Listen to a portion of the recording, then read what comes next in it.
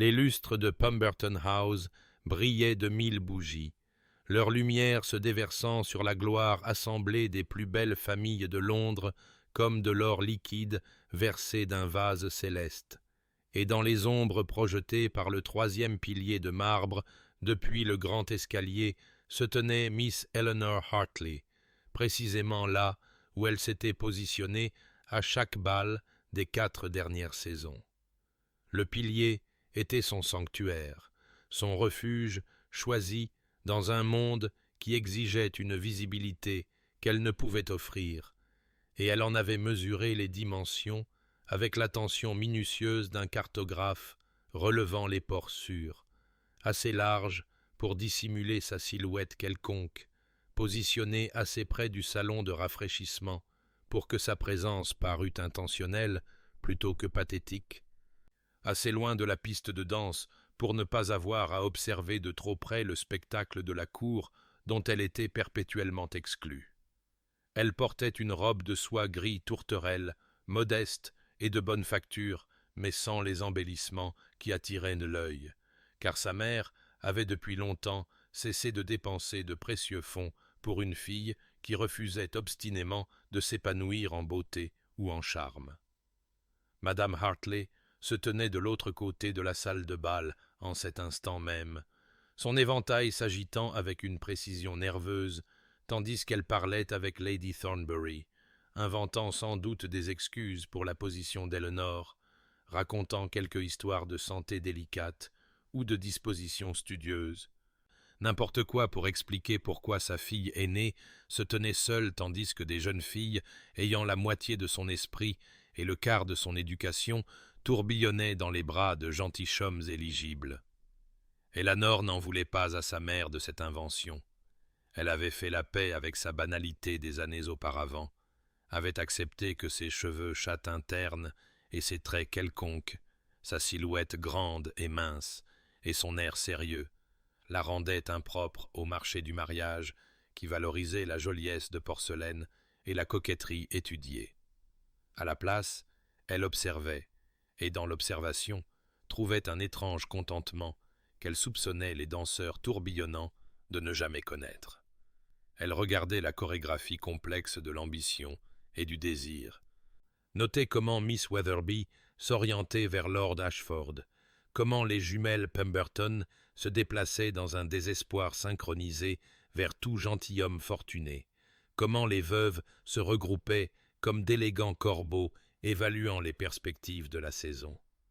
Et puis il y avait le duc d'Ashworth, incroyablement beau et totalement inaccessible,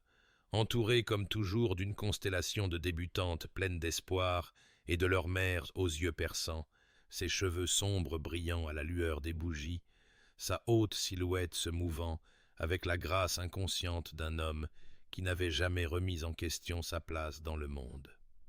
Eleanor s'était depuis longtemps entraînée à ne pas le regarder trop attentivement, car cette voix menait à la folie et à la douleur. Pourtant son regard le trouvait néanmoins, attiré comme l'aiguille d'une boussole trouve le nord, avant de forcer son attention à revenir sur le territoire plus sûr des motifs de papier peint et des détails architecturaux. Elle n'avait apporté aucun livre ce soir, bien que ses doigts la démangeassent d'en tenir un, car sa mère le lui avait spécifiquement interdit après le bal des Hastings, où l'on avait découvert Éléanore lisant Plutarque dans la véranda, tandis que 3 gentilshommes parfaitement convenables s'étaient enquis d'elle. La soirée se déroula selon ses rythmes prévisibles, et lorsque l'horloge sonna minuit, Éléanore s'éclipsa comme elle le faisait toujours, récupérant sa cape auprès d'un laquais inattentif et sortant dans la nuit fraîche de Londres, disparaissant dans l'obscurité aussi complètement que si elle n'avait jamais existé. Son absence n'étant remarquée par personne, sauf par le pilier lui-même, qui se tenait patient et fidèle, attendant son inévitable retour. Mais avant que le destin de nos amoureux ne soit révélé, abonnez-vous pour ne manquer aucun chapitre de romance et de scandale. Et dites-nous dans les commentaires, d'où nous regardez-vous? Maintenant, commençons. Le duc d'Ashworth se tenait près des porte-fenêtres de la terrasse, une coupe de champagne à la main qu'il n'avait pas goûté, son attention paraissant se porter sur le récit enthousiaste d'une expédition de chasse de Lord Pemberton, tandis que son véritable regard restait fixé sur le 3e pilier de marbre depuis le grand escalier, où Miss Eleanor Hartley s'était positionnée avec la précision d'une longue pratique. Et il sentit le pincement familier dans sa poitrine qui était devenu son compagnon constant lors de ces rassemblements, ce mélange étrange d'anticipation et de mélancolie qui venait de l'observation de quelqu'un qui se croyait inobservé. Il l'avait remarqué pour la première fois 3 ans auparavant, bien qu'elle ne le saurait jamais, lors de la garden party des Weatherby, où elle s'était éclipsée du concours de tir à l'arc pour s'asseoir sous un saule avec un volume de poésie, son expression d'une absorption si complète qu'il s'était arrêté au milieu d'une conversation avec Lady Margaret. Quelque chose pour simplement regarder la façon dont la lumière du soleil filtrait à travers les feuilles pour illuminer son visage sérieux, la façon dont ses lèvres bougeaient légèrement pendant sa lecture, la façon dont elle semblait exister dans un monde entièrement séparé de la comédie, des postures et des parades vaniteuses qui consumaient tous les autres. Depuis cet après-midi-là, il l'avait retrouvée à chaque événement, avait appris à anticiper ses cachettes, avait commencé à répertorier ses habitudes avec une attention qui l'aurait alarmé s'il s'était permis de l'examiner de trop près. Elle favorisait les piliers et les alcôves, préférait les positions près des bibliothèques ou des vérandas, portait toujours des couleurs sourdes qui l'aidaient à se fondre dans le décor, partait toujours précisément à minuit, comme liée par une malédiction de Cendrillon, bien que contrairement à l'héroïne de contes de fées, elle ne laissa derrière elle aucune pantoufle de verre, aucune trace de sa présence, sauf la faible impression dans sa mémoire. Sa curiosité s'était transformée en quelque chose de plus troublant au fil des mois et des années. Cette fascination pour une femme qui ne semblait rien vouloir de ce que les autres femmes désiraient, qui paraissait contente dans sa solitude, tandis que d'autres intriguaient et manœuvraient pour son attention, qui lisait la philosophie tandis qu'elle s'exerçait à de jolis discours, qui observait la vie tandis qu'elle la jouait. Il savait que c'était de la folie, savait que son devoir consistait à choisir une épouse parmi les beautés éligibles qui l'entouraient comme de belles et ambitieuses fleurs, savait que sa tante, la duchesse douairière, serait consternée par son intérêt pour une femme sans fortune, sans beauté exceptionnelle, sans relation familiale puissante. Pourtant, il ne pouvait se défaire de la conviction qu'Eleanor Hartley possédait quelque chose d'infiniment plus précieux que n'importe lequel de ses attributs, quelque chose d'authentique et de vrai qu'il désirait désespérément dans un monde de faux semblants élaborés. Ce soir, il l'avait regardée se glisser derrière son pilier, avait vu la manière prudente dont elle se positionnait pour rester inaperçue, l'avait observée observant la salle de bal avec ses yeux gris intelligents qui ne manquaient rien, et il avait ressenti l'envie irrépressible de traverser la pièce, de lui parler, de lui demander ce qu'elle voyait lorsqu'elle regardait cette assemblée scintillante de vanité et d'ambition. Mais il s'était retenu comme il le faisait toujours, incertain de la manière d'approcher quelqu'un qui souhaitait si clairement ne pas être approché, quelqu'un qui avait bâti son invisibilité en une forteresse qu'il ne savait comment percer sans lui causer de détresse. Maintenant, il la regardait récupérer sa cape, la regardait disparaître dans la nuit comme elle le faisait toujours, et il se tenait immobile aux portes de la terrasse, le champagne non goûté à la main, se demandant combien de temps encore il pourrait endurer cette étrange demi-vie d'observation et de désir, de savoir et de ne pas savoir, d'être entouré de gens tout en se sentant absolument, profondément seul. La soirée des Pemberton avait semblé assez sûre lorsqu'Eleanor avait accepté d'y assister,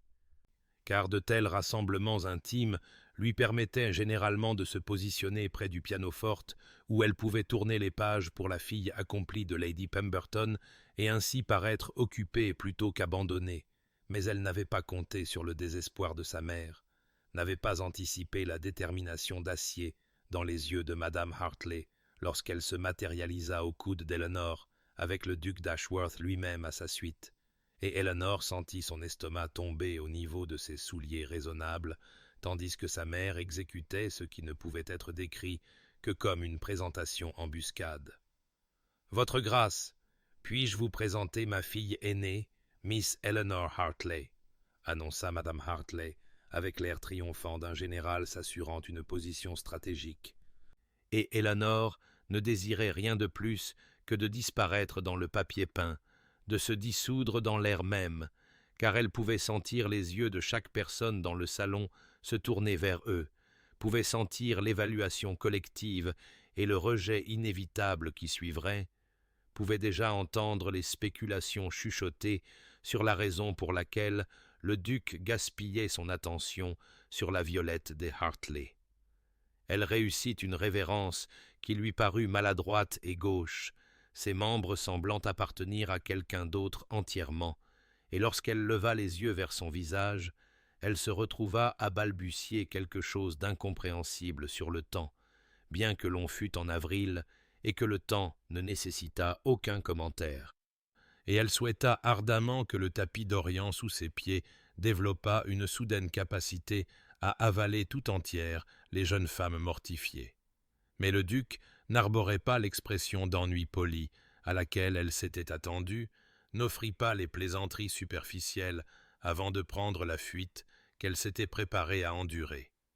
Au lieu de cela, il s'inclina avec une grâce qui semblait sincère plutôt que feinte, et sa voix, lorsqu'il parla, contenait une chaleur qui la dérouta complètement. « Miss Hartley, je suis ravi de faire enfin votre connaissance, » dit-il, et il y avait quelque chose dans sa formulation, dans ce mot « enfin », qu'elle ne parvenait pas tout à fait à déchiffrer. Sa mère, sentant une opportunité, se lança dans une récitation élaborée des accomplissements d'Eleanor, dont la plupart étaient soit exagérés, soit entièrement inventés, et Eleanor sentit la chaleur inonder ses joues, tandis que Madame Hartley la décrivait comme une pianiste accomplie, ce qu'elle n'était pas, et une aquarelliste d'un certain talent, ce qui était risible, jusqu'à ce que le duc l'interrompe doucement, avec une question qui prit Eleanor totalement au dépourvu. « Je remarque que vous portez un livre, Miss Hartley, » dit-il, désignant le mince volume qu'elle avait glissé sous son bras, son compagnon et réconfort constant. « Puis-je vous demander ce que vous lisez ?» La question était si inattendue, si éloignée de la litanie habituelle des questions sur le temps et la santé, qu'Eleanor répondit sans réfléchir. « Les essais de Montaigne, votre grâce », puis le regretta immédiatement, car quel gentilhomme souhaitait discuter de philosophie française lors d'une soirée. Pourtant, ses yeux s'illuminèrent de ce qui semblait être un intérêt sincère, et il demanda quel essai elle trouvait le plus captivant, et d'une manière ou d'une autre, elle se retrouva à parler réellement, de l'essai sur la solitude, des observations de Montaigne sur la nécessité de se retirer du monde pour se connaître soi-même, et le duc écouta avec une attention qui semblait entièrement concentrée, entièrement présente, comme si ses pensées comptaient, comme si elles comptaient. Lorsqu'il prit enfin congé, s'inclinant sur sa main avec une courtoisie qui la laissa sans voix, Eleanor se tint dans une confusion stupéfaite, le regardant traverser la pièce pour saluer Lady Pemberton, et elle ne parvenait pas à concilier ce qui venait de se produire avec tout ce qu'elle comprenait de sa place dans le monde, et lorsque sa mère se mit à jacasser avec excitation sur les attentions du duc, Eleanor secoua la tête et murmura que ce n'était que de la politesse, rien de plus, bien que quelque part au fond de sa poitrine, un petit espoir traître avait commencé à se déployer comme une fleur cherchant la lumière. 3 semaines s'écoulèrent, pendant lesquelles Eleanor tenta de se convaincre que la rencontre à la soirée des Pemberton n'avait été rien de plus qu'un moment de politesse, la courtoisie d'un gentilhomme envers une Violette maladroite que sa mère avait jetée sur son chemin, et elle avait presque réussi à l'écarter de son esprit lorsqu'elle entra dans la bibliothèque de Prêtre Hatchard's un jeudi après-midi gris, et trouva le duc d'Ashworth debout dans la section d'histoire.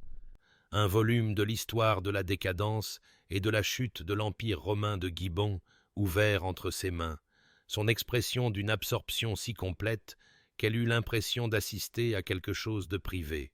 quelque chose qui n'était pas destiné au public. Son premier instinct fut de battre en retraite, de s'éclipser avant qu'il ne remarquât sa présence, mais la bibliothèque était petite et son mouvement attira son attention, et lorsqu'il leva les yeux et que la reconnaissance étincela dans son regard, suivie immédiatement par ce qui semblait être un plaisir sincère, elle se retrouva clouée sur place, serrant ses livres rapportés contre sa poitrine comme un bouclier. « Miss Hartley » dit-il, fermant son volume et offrant une révérence qui semblait absurdement formelle dans les confins exigus de la section d'histoire.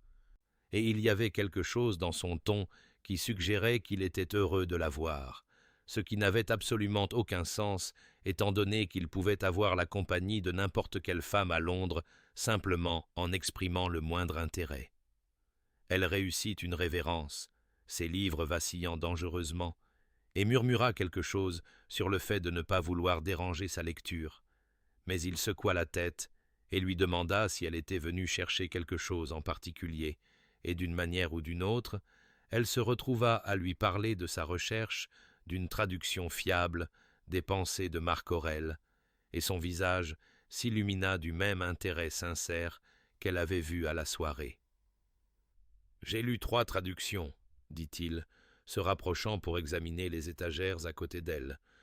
assez près pour qu'elle puisse sentir le léger parfum de bois de santal et autre chose, quelque chose de propre et de masculin,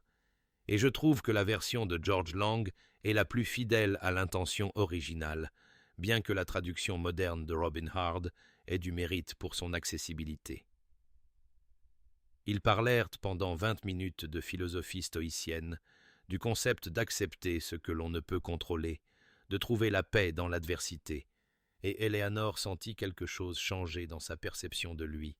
sentit la surface brillante de son titre commencer à se fissurer pour révéler un esprit réellement curieux, réellement engagé, et lorsqu'il recommanda une petite librairie à Covent Garden spécialisée dans la philosophie classique, elle se surprit à sourire sans la gêne habituelle qui accompagnait ces rares moments de plaisir. Puis il fit quelque chose qui lui coupa le souffle. Il demanda, avec une formalité qui semblait lui coûter quelque chose, s'il pouvait avoir la permission de lui rendre visite à son domicile, et Eleanor le dévisagea avec un tel choc qu'il parut réellement incertain, cet homme qui commandait chaque pièce où il entrait, ce duc qui pouvait avoir n'importe quelle femme qu'il désirait. « Votre grâce, je ne peux imaginer pourquoi vous souhaiteriez, » commença-t-elle, mais il l'interrompit doucement, disant qu'il aimerait beaucoup continuer leur conversation sur la philosophie et la littérature, si elle le permettait, et elle s'entendit accepter, sa voix à peine plus haute qu'un murmure,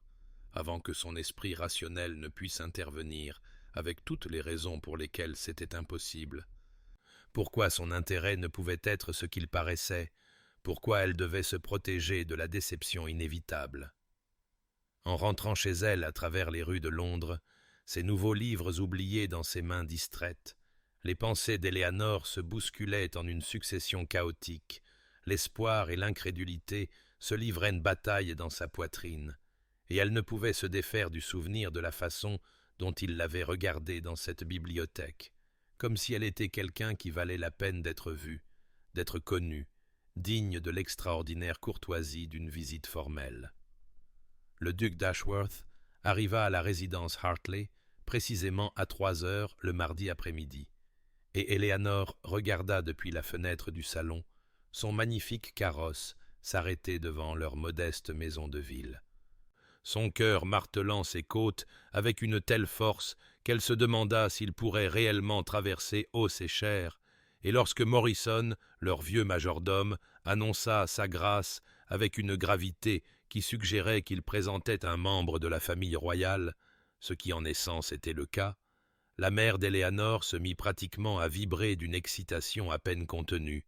son visage arrangé en une expression censée transmettre une sophistication désinvolte, mais n'atteignant qu'une ambition sociale transparente. Madame Hartley monopolisa le premier quart d'heure avec des observations sur le temps, des questions sur la famille du duc et des références à peine voilées aux prétendus accomplissements d'Eléonore, chaque mot faisant souhaiter à Eléonore de pouvoir simplement s'évaporer dans le rembourrage usé du canapé. Et elle pouvait voir la patience du duc commencer à s'effriter sur les bords, bien que sa courtoisie ne faiblit jamais, jusqu'à ce qu'enfin il se tourna vers Éléanore et lui demanda, avec une formalité qui transmettait d'une manière ou d'une autre un intérêt sincère, si elle pouvait lui faire l'honneur de se promener avec lui dans le jardin. Le jardin était à peine digne de ce nom, n'étant guère plus qu'une petite cour avec quelques rosiers que son père entretenait avec plus d'optimisme que de talent, mais le duc l'examina comme si c'était les terres d'un grand domaine, commentant les rosiers grimpants avec une expertise qui la surprit, et lorsqu'ils eurent atteint une distance suffisante de la maison pour que le visage avide de sa mère ne soit plus visible à la fenêtre, il ne lui posa pas de questions sur ses talents musicaux ou ses travaux d'aiguille, ou l'un des autres marqueurs fastidieux par lesquels les jeunes dames étaient généralement mesurées, mais plutôt sur ce qu'elle avait lu depuis leur rencontre à la bibliothèque, et Éléanore se retrouva à lui parler de ses tentatives de lire Gibbon, de la façon dont elle se perdait dans les notes de bas de page et les digressions, de la façon dont elle soupçonnait qu'elle était censée le trouver plus aride qu'elle ne le faisait. Il rit à cela, un son de plaisir sincère plutôt qu'un acquiescement poli, et avoua qu'il avait lui aussi une faiblesse pour les notes de bas de page élaborées de Gibbon, qu'il les lisait parfois de préférence au texte principal, et ils parlèrent pendant près d'1 heure d'histoire et de philosophie, de Marc Aurèle et des stoïciens, de savoir si la vertu pouvait être enseignée ou devait être innée, et Éléanore sentit quelque chose se déployer dans sa poitrine, une partie d'elle-même étroitement fermée, commençant à s'ouvrir comme une fleur gardée trop longtemps dans l'ombre. Le duc lui demandait ses opinions, non pas comme un test de son éducation, mais comme si ses pensées comptaient réellement pour lui, comme si sa perspective sur la rhétorique de Cicéron ou les biographies de Plutarque avait une valeur réelle, et elle se retrouva à parler avec une aisance qu'elle n'avait jamais connue en conversation avec quiconque en dehors de sa famille immédiate, se retrouva à oublier de surveiller ses mots pour un embarras potentiel, à oublier de maintenir la garde prudente qu'elle avait construite autour de son monde intérieur. Lorsqu'il prit enfin congé, il demanda s'il pouvait revenir, et il y avait quelque chose dans ses yeux, une qualité d'espoir mêlée d'incertitude, qui lui fit réaliser avec une clarté soudaine qu'il n'était pas simplement poli, que son intérêt n'était pas la courtoisie désinvolte d'un gentilhomme envers une violette, et elle s'entendit dire oui, sa voix stable malgré le tumulte d'émotions qui faisait rage dans sa poitrine, et après son départ, elle resta un long moment dans le jardin, touchant la rose qu'il avait admirée,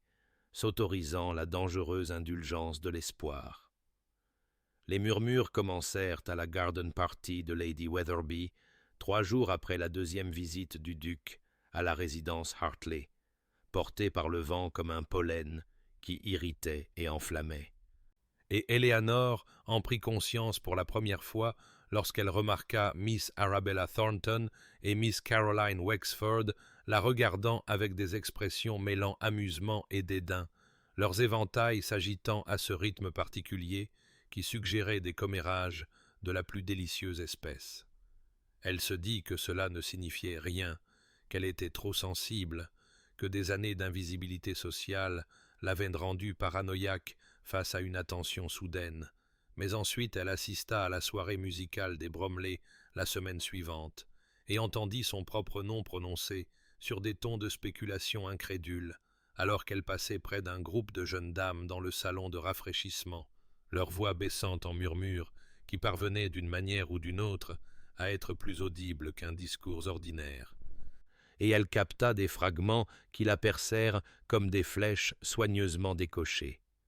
Le duc d'Ashworth, cette petite Hartley si banale, ne peut pas être sérieux, peut-être un pari, il a peut-être perdu un pari, un geste charitable envers une violette. Il s'amuse, il se lassera de la nouveauté bien assez tôt. Les mains d'Éléanore tremblèrent alors qu'elle posait sa limonade, le verre de cristal cliquetant contre le plateau d'argent, et elle sentit les murs familiers de son invisibilité soigneusement construite s'effondrer autour d'elle, se sentit exposée d'une manière qu'elle n'avait jamais connue, même dans ses moments sociaux les plus mortifiants, car être ignorée était une chose, mais être remarquée seulement pour être moquée en était une autre. Et elle se retrouva à se diriger instinctivement vers le seul endroit qui lui avait toujours offert un sanctuaire, l'espace ombragé derrière un grand pilier de marbre, près des portes de la terrasse, où la lumière des lustres n'atteignait pas tout à fait.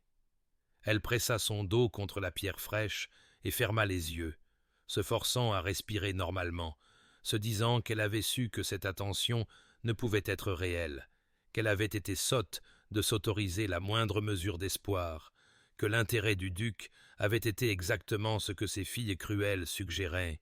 un jeu incompréhensible, une obligation ou un caprice momentané qui passerait et la laisserait plus exposée et humiliée qu'elle ne l'avait jamais été au cours de ces années invisibles. « Miss Hartley !»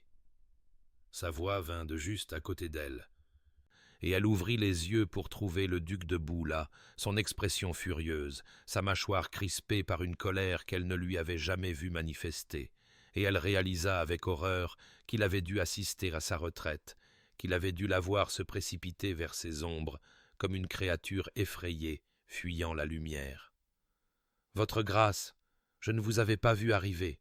réussit-elle à dire, sa voix à peine stable, et elle tenta d'arranger ses traits en un semblant de calme, mais il la regardait avec une telle intensité qu'elle se sentit mise à nu, sentit qu'il pouvait voir chaque blessure que les murmures de la société avaient infligée, chaque doute qui avait pris racine dans le sol fertile de ses insécurités. « Qu'avez-vous entendu ?» demanda-t-il doucement, et il y avait quelque chose de dangereux dans son ton, quelque chose qui lui fit réaliser que sous sa courtoisie infaillible existait une capacité à la colère véritable, et lorsqu'elle tenta de rejeter cela comme n'étant rien, il s'approcha et répéta la question avec une douceur qui transmettait d'une manière ou d'une autre une insistance absolue, et elle se retrouva à lui raconter, sa voix se brisant légèrement sur les mots concernant les paris, la charité et les divertissements amusants, et elle regarda ses mains se crisper en poings à ses côtés, regarda un muscle tressaillir dans sa mâchoire, regarda ses yeux devenir froids d'une manière qui suggérait que quiconque avait prononcé ces mots regretterait bientôt sa cruauté,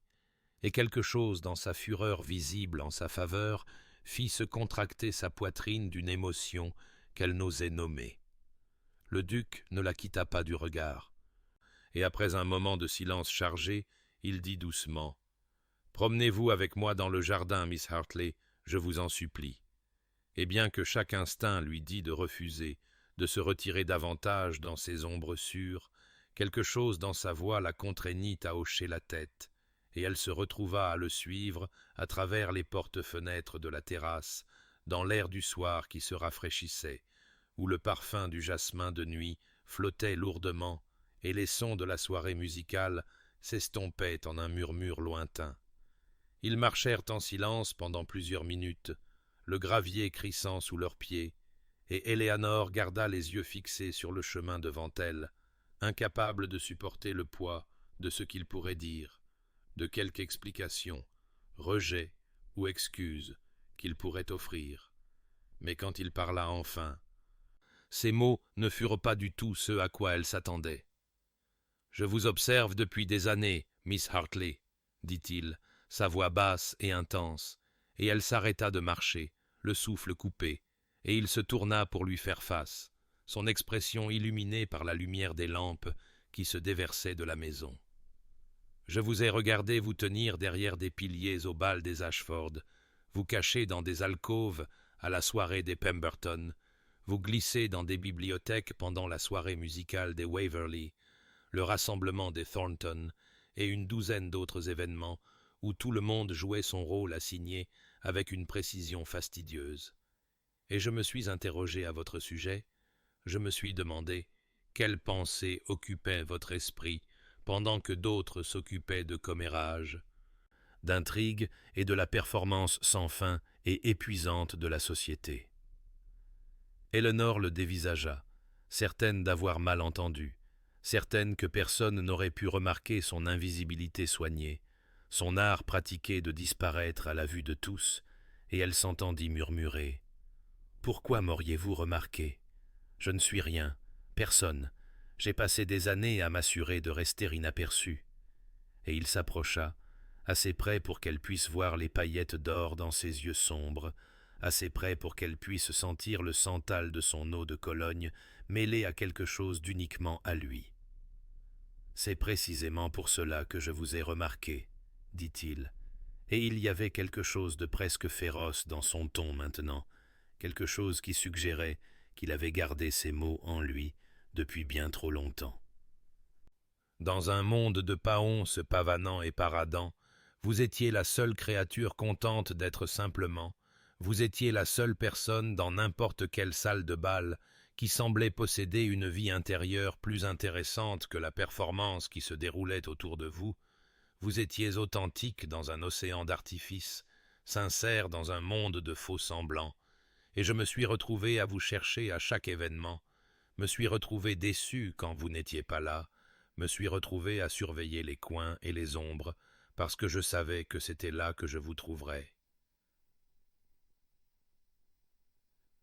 Elle secoua la tête, incapable de concilier ses paroles avec tout ce qu'elle avait cru d'elle-même, de sa place dans le monde, de la nature de la valeur et de la visibilité. « Mais je suis banale, » dit-elle, les mots sortant malgré elle. Toutes les années de déception de sa mère et de mépris de la société condensées en cet unique aveu, et il la regarda avec une confusion si sincère qu'elle se demanda s'il avait d'une manière ou d'une autre manqué de remarquer ce que tout le monde voyait si clairement. « Vous n'êtes pas banal, » dit-il fermement, tendant la main comme pour toucher son visage avant de se retenir, sa main retombant à son côté. « Vous êtes discrète, ce qui n'est pas du tout la même chose. Vous êtes réfléchie et observatrice et dotée d'un esprit qui trouve un plaisir sincère dans les idées plutôt que dans les apparences. Et je choisirai votre compagnie plutôt que celle de la plus acclamée beauté de Londres. Choisirai une conversation honnête avec vous plutôt que 1000 échanges fastidieux avec des femmes qui n'ont rien à dire au-delà de ce qu'elles pensent que je souhaite entendre. » Éléonore sentit quelque chose se fissurer à l'intérieur de sa poitrine, une croyance longtemps entretenue sur elle-même commençant à se fracturer, et des larmes brûlèrent derrière ses yeux, bien qu'elle luttât désespérément pour les contenir. Et le duc la regarda avec une expression si tendre que son cœur lui fit mal d'un désir qu'elle ne s'était jamais permis de ressentir, et à ce moment-là, debout dans un modeste jardin derrière une modeste maison, avec un homme qui aurait dû être impossiblement hors de sa portée, Eleanor Hartley s'autorisa à envisager la possibilité terrifiante qu'elle s'était peut-être trompée sur tout, que peut-être la valeur ne se mesurait pas en beauté ou en fortune ou en position sociale, que peut-être être vue, vraiment vue par une seule personne qui comptait, avait plus de valeur que d'être admirée par des centaines qui ne comptaient pas.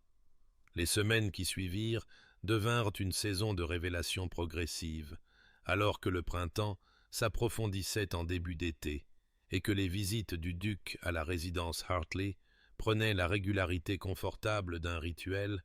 arrivant chaque mardi et vendredi après-midi avec une telle ponctualité qu'Éléonore se surprenait à guetter son carrosse, se surprenait à arranger ses cheveux avec plus de soin qu'elle ne s'en était jamais donné la peine, se surprenait à admettre dans l'intimité de ses pensées qu'elle anticipait ses visites avec un désir qui la ravissait et la terrifiait à la fois.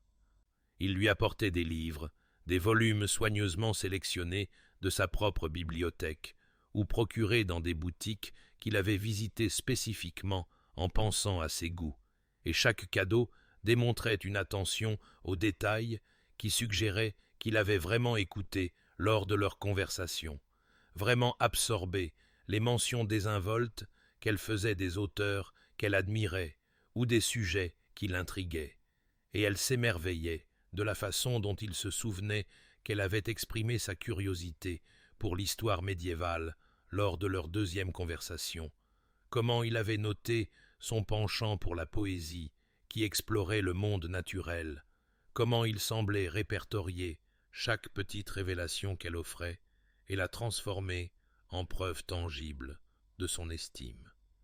Leurs promenades dans le modeste jardin des Hartley devinrent plus longues, leurs conversations plus profondes, et Éléanore se retrouva à parler de choses qu'elle n'avait jamais articulées à personne, ses pensées sur les livres qu'elle lisait, les observations qu'elle faisait sur la nature humaine et les philosophies tranquilles qu'elle avait développées pendant ces années d'observation depuis les ombres. Et il écoutait avec une intensité qui lui donnait l'impression que ses mots avaient de la valeur, que ses idées comptaient, que le monde intérieur qu'elle avait cultivé en solitude n'était pas simplement le refuge d'un échec social, mais quelque chose digne d'un intérêt sincère. En retour, il commença à révéler sa propre solitude, l'isolement qui venait du fait d'être perpétuellement exposé, perpétuellement recherché pour son titre et sa fortune plutôt que pour sa personne, et elle apprit que sous l'extérieur poli du duc d'Ashworth existait un homme qui désirait l'authenticité aussi désespérément qu'elle avait désiré l'invisibilité, qui trouvait les performances sociales sans fin aussi épuisantes qu'elle, qui avait passé des années entourée de gens, tout en se sentant fondamentalement seule, et cette compréhension partagée créa entre eux un lien qui transcendait les vastes différences de leur position sociale.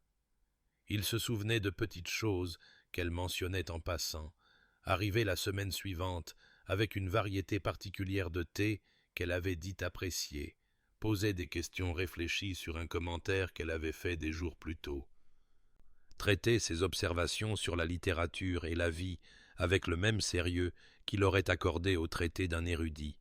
et ces gestes d'attention accumulés construisirent en elle une certitude croissante que son estime était sincère, que ce qui avait commencé entre eux était réel et substantiel, et ne ressemblait à rien de ce qu'elle avait imaginé possible pour elle-même. Des mois passèrent de cette manière, la chaleur de l'été cédant la place aux premiers murmures frais de l'automne, et Éléanore remarqua des changements en elle-même qui n'avaient rien à voir avec son apparence, et tout à voir avec la façon dont elle se mouvait dans le monde,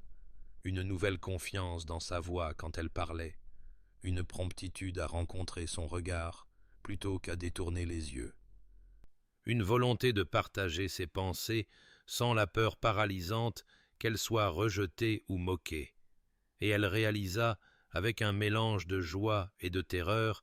qu'elle n'acceptait plus seulement son attention, ou ne profitait plus seulement de sa compagnie,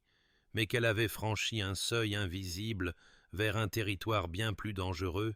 s'était autorisée à tomber amoureuse de lui, malgré chaque voix d'avertissement dans sa tête qui insistait que de tels sentiments ne pouvaient mener qu'à un chagrin d'amour, et pourtant elle ne pouvait se résoudre à s'en prémunir, ne pouvait retourner dans la sécurité de l'indifférence, ne pouvait que se rendre à la réalité écrasante que le duc d'Ashworth était devenu essentiel à son bonheur d'une manière qui la laissait totalement vulnérable et entièrement, incroyablement, désespérément amoureuse.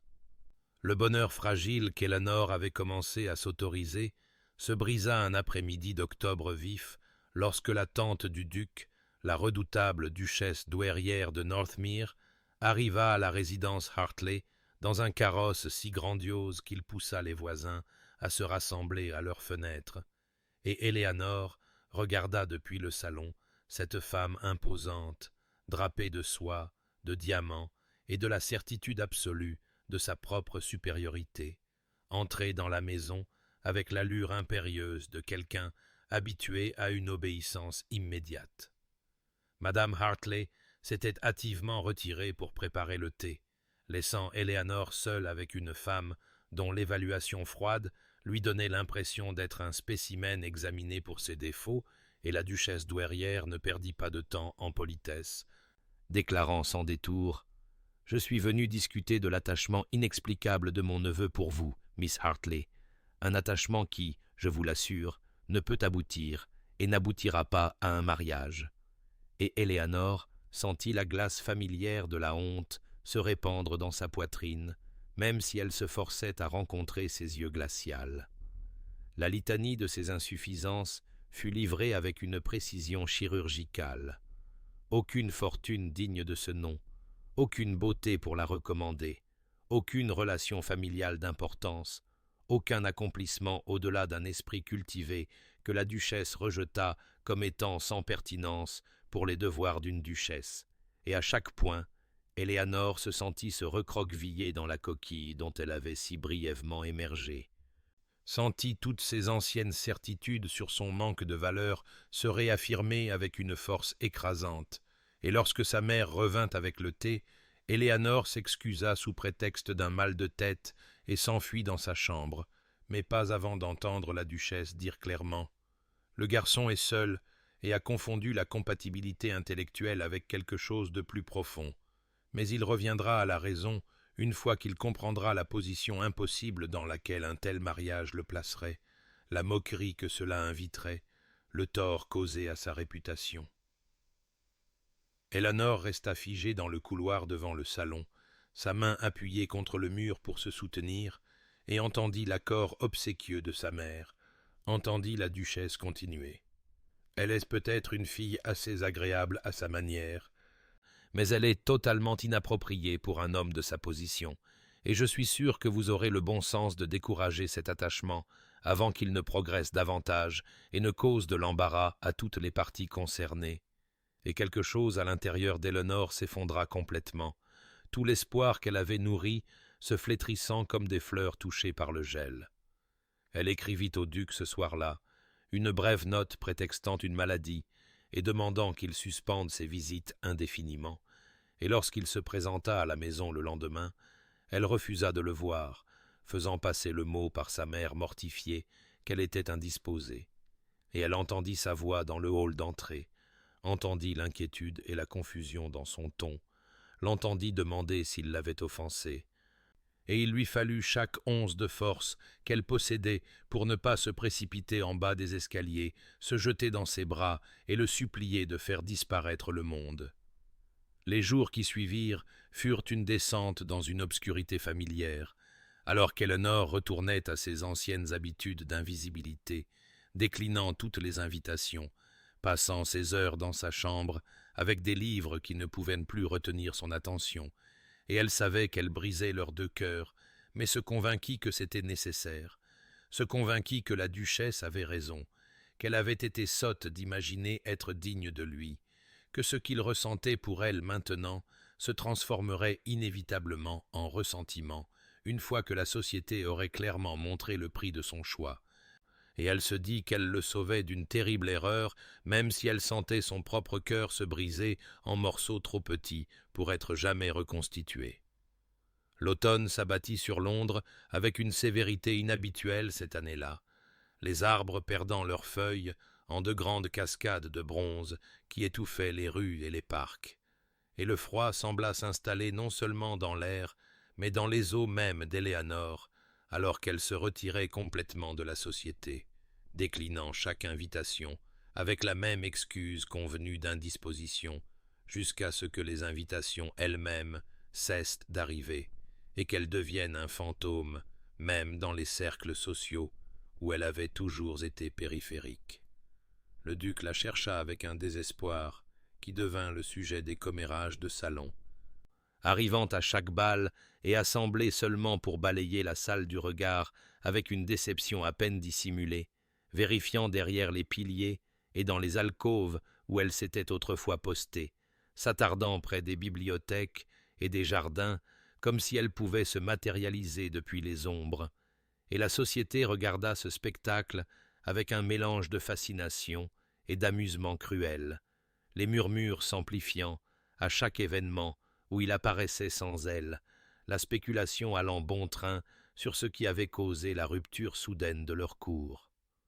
La mère d'Éléanore oscillait entre la fureur et le désespoir, fulminant un jour sur l'opportunité qu'Éléanore avait gâché, et pleurant le lendemain sur l'entêtement incompréhensible de sa fille,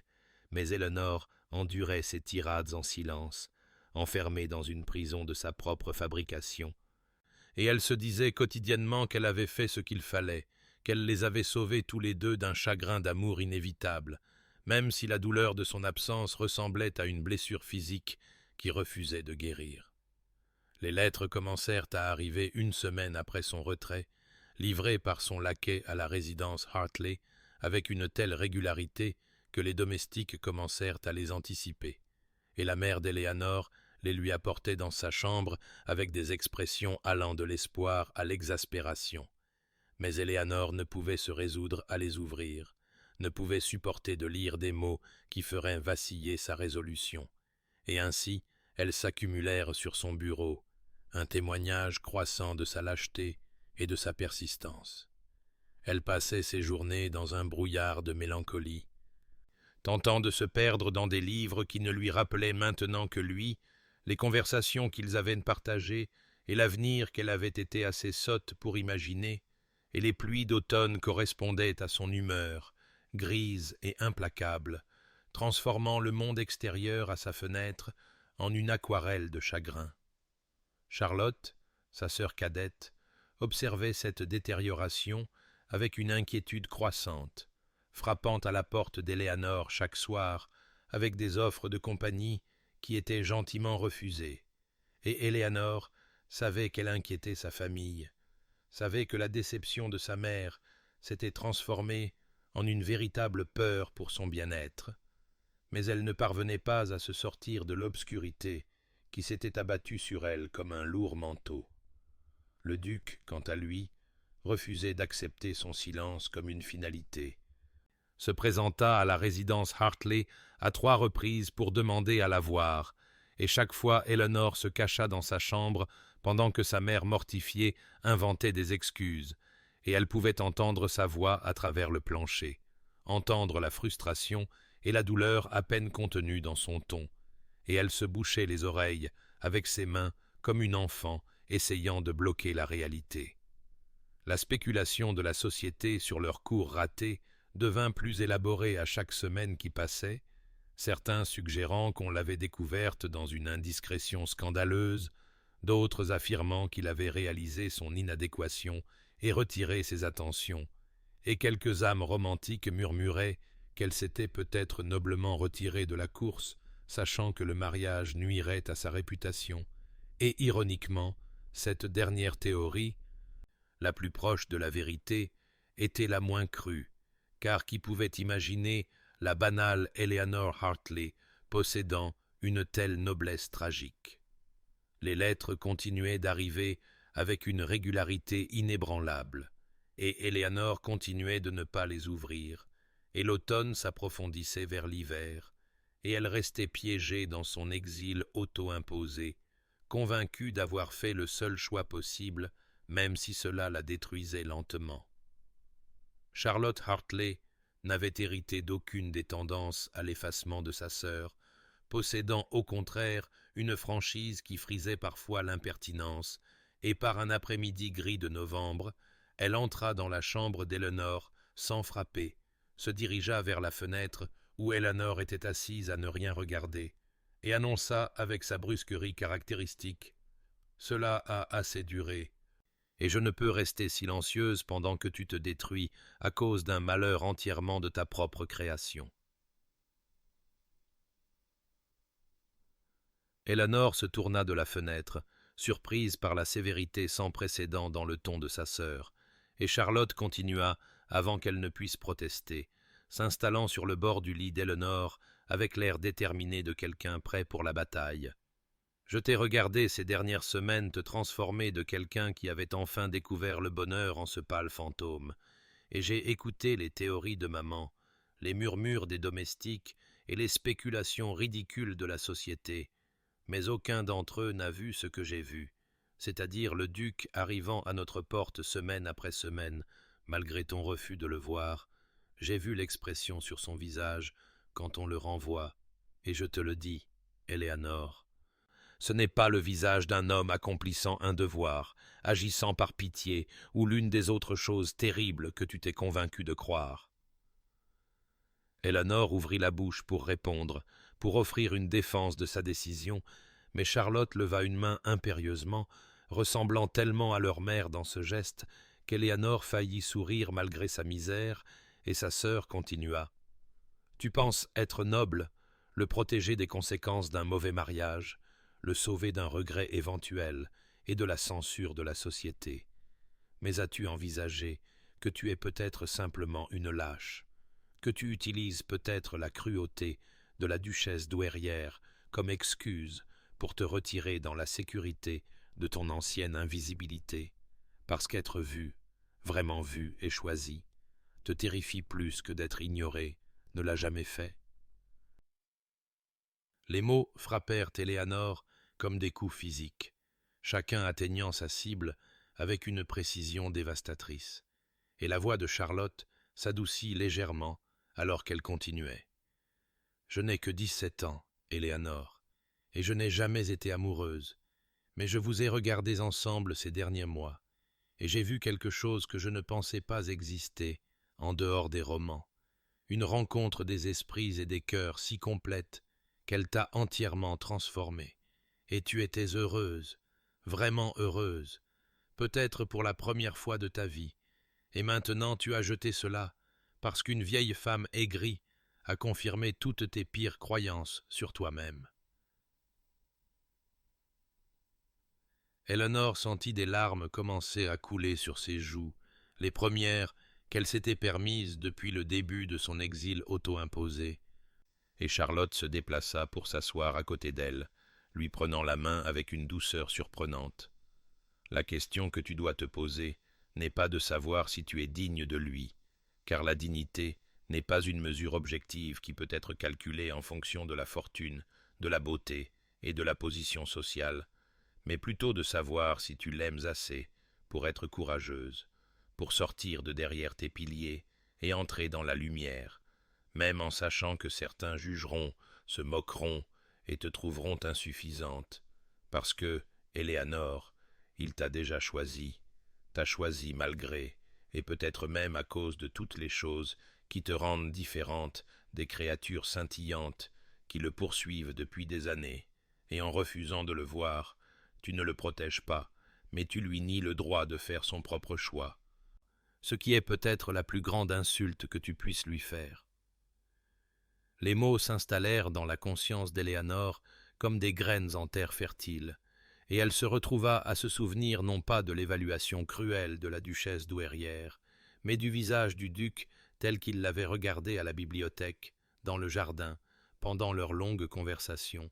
et elle réalisa, avec une clarté soudaine, que Charlotte avait raison, qu'elle s'était cachée non pas de son rejet potentiel, mais de la terrifiante vulnérabilité d'être choisie, d'être aimée, de compter pour quelqu'un qui comptait pour le monde, et elle murmura « Et si j'assiste à un événement de plus, un seul, et qu'il n'est plus là à attendre, et si mon absence l'a finalement convaincu d'abandonner ?» Charlotte lui serra la main et répondit avec la certitude absolue de la jeunesse. « Alors tu auras ta réponse, et tu pourras retourner dans tes ombres la conscience tranquille. Mais Éléanor, je ne pense pas que ce soit ce que tu trouveras,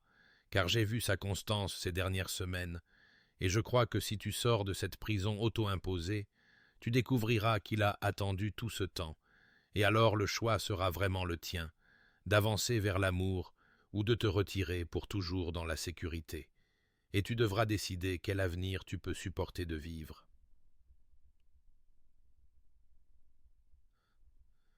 Le bal des Winterbourne brillait d'une telle opulence qu'il sembla à Éléanor, debout dans le hall d'entrée, le cœur martelant ses côtes, que toute la société londonienne s'était rassemblée dans cet unique espace scintillant pour assister soit à sa rédemption, soit à son humiliation finale, et elle avait failli rebrousser chemin 3 fois pendant le trajet en carrosse, le bavardage excité de sa mère passant sur elle sans être entendu, tandis que Charlotte lui serrait la main en signe d'encouragement silencieux. Et maintenant, alors qu'elle se tenait sur le seuil de la salle de bal, Elle sentit l'ancienne et familière envie de chercher les ombres, de trouver son pilier habituel et d'observer plutôt que de participer. Et en effet, ses pieds la portèrent presque inconsciemment vers cette colonne de marbre près du mur est, celle partiellement dissimulée par une énorme fougère en peau, celle depuis laquelle elle avait regardé d'innombrables bals se dérouler sans jamais en faire vraiment partie. Elle se positionna à l'endroit familier, avec un sentiment de retour au foyer. Bien qu'elle ne pût dire si c'était un retour qu'elle devait célébrer ou déplorer, et la salle de bal tourbillonnait devant elle selon ses motifs habituels de soie et de lumière de bougies, l'orchestre jouant une valse qui semblait se moquer de son isolement, et elle se dit qu'elle avait fait ce que Charlotte avait demandé, qu'elle avait assisté à un événement de plus, qu'elle lui avait donné l'occasion de la trouver s'il le souhaitait encore, bien que sa patience dût sûrement s'être épuisée à présent, que ces semaines de silence l'avaient sûrement convaincue qu'elle ne valait pas l'effort, que sa tante avait eu raison sur son inadéquation. Le duc la vit dès l'instant où elle entra, bien qu'il se tînt de l'autre côté de la salle de bal, engagé dans une conversation avec Lord Pemberton et plusieurs autres gentilshommes, et le soulagement qui l'inonda fut si profond qu'il faillit le décontenancer, car il avait commencé à craindre qu'elle n'émergeât jamais de son exil auto-imposé, qu'il l'eût perdue à cause de quelques démons de doute de soi qui l'avaient fait fuir, et il s'excusa avec une impatience à peine dissimulée, fendant la foule avec une détermination si singulière que les conversations s'interrompirent et que les têtes se tournèrent pour suivre sa trajectoire, la spéculation se propageant à travers l'assemblée comme le vent sur l'eau. Éléonore ne vit pas son approche, perdue qu'elle était dans ses propres pensées en spirale, et elle sursauta violemment lorsque sa voix s'éleva juste à côté d'elle, basse et urgente, et teintée d'émotions qu'elle ne put tout à fait nommer. « Miss Hartley, vous êtes venue. »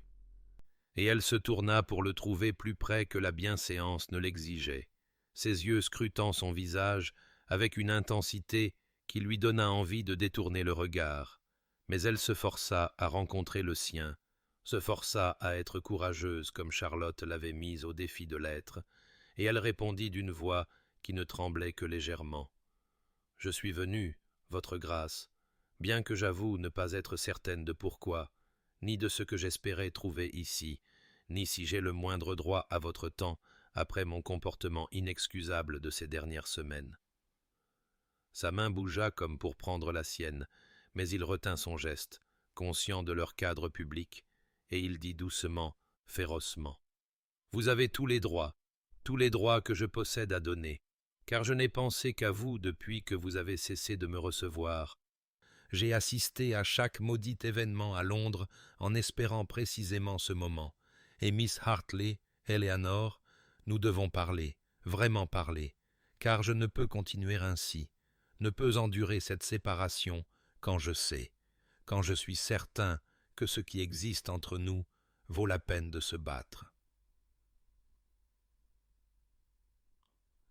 Éléonore sentit des larmes monter derrière ses yeux à l'émotion brute dans sa voix, et elle murmura « Votre tante n'avait pas tort dans son évaluation. Je ne vous apporte que des complications et des difficultés sociales. Je ne suis ni belle, ni accomplie, ni bien connectée, et vous méritez quelqu'un qui rehausse votre position plutôt que de la diminuer, quelqu'un qui appartient à ce monde scintillant, plutôt que de se cacher derrière des piliers en le regardant passer. » Mais alors même qu'elle prononçait ces mots, la voix de Charlotte résonnait dans son esprit, lui demandant si elle était noble ou simplement lâche, si elle le protégeait lui ou se protégeait elle-même, et elle réalisa avec une clarté soudaine que c'était la seconde option, que ça avait toujours été la seconde option. Le duc tendit la main avec une formalité délibérée, sa voix portant juste assez pour que les plus proches puissent entendre. « Miss Hartley, me feriez-vous l'honneur de cette danse ?» Et Éléonore fixa sa main tendue comme si c'était un objet étranger qu'elle ne pouvait tout à fait comprendre, car elle n'avait pas dansé depuis des années, pas depuis ses débuts, où sa mère l'avait forcée sur la piste avec une succession de partenaires réticents qui avaient compté les minutes jusqu'à ce qu'ils puissent s'échapper. Et elle murmura: « Je ne peux pas, je ne danse pas. » Vous savez que je ne danse pas, mais il ne retira pas sa main, s'approchant plutôt pour que ces mots ne soient que pour elle seule. Vous pouvez, Éléanore, et vous le ferez, parce que je vous demande de me faire confiance, comme je vous ai confié mon cœur ces derniers mois, et parce qu'il est temps, grand temps, que vous sortiez de derrière vos piliers et que vous entriez dans la lumière où vous appartenez. Elle se retrouva à placer sa main tremblante dans la sienne avant que la pensée consciente ne puisse intervenir, et il la conduisit sur la piste avec une telle assurance que la foule s'écarta devant eux comme de l'eau, les conversations mourant dans leur sillage, alors que la société regardait avec un étonnement à peine dissimulé le duc d'Ashworth réclamer la violette pour une valse. Et alors que la musique s'enflait et que son bras se plaçait autour de sa taille, Éléanore se sentit à la fois exposée et protégée, vulnérable et en sécurité, et il commença à se mouvoir avec une grâce si naturelle que ses pieds suivirent d'eux-mêmes, la mémoire musculaire de leçons de danse lointaines prenant le dessus sur sa panique. Ils firent le tour de la piste en silence pendant plusieurs mesures, toute la salle de bal observant leur progression avec une attention qui fit picoter la peau d'Éléanore de conscience. Puis le duc parla, sa voix basse et intense, et remplie de quelque chose qui ressemblait à une émotion à peine contenue. « Je vous observe depuis des années, Miss Hartley. Je vous ai regardé vous tenir derrière des piliers à chaque bal, vous cacher dans des alcôves à chaque soirée, vous glisser dans des bibliothèques et des jardins et tout espace où vous pourriez échapper à l'attention, et je me suis émerveillé de votre capacité à rester si complètement vous-même dans un monde qui exige performance et faux semblant de tous ceux qui s'y trouvent. » Le souffle d'Éléanore se coupa dans sa gorge et des larmes commencèrent à monter dans ses yeux malgré sa tentative désespérée de garder son calme, et il continua, la guidant dans un tour avec une habileté sans effort. « Je vous ai regardé observer le monde avec ces yeux remarquables qui voient tout. Je vous ai regardé trouver le contentement dans la solitude, tandis que d'autres se bousculaient désespérément pour attirer l'attention. Et je suis tombé si profondément amoureux de vous que je ne peux plus imaginer ma vie sans vous, ne peux plus prétendre que le devoir. La bienséance ou les opinions de la société importent plus que la simple vérité que vous êtes la seule femme que j'ai jamais voulu, que je voudrais jamais, et je vous demande maintenant, devant tous ces témoins, de me choisir comme je vous ai choisi, de faire un pas en avant dans cette vie que nous pourrions construire ensemble malgré toutes les objections raisonnables que l'on pourrait soulever.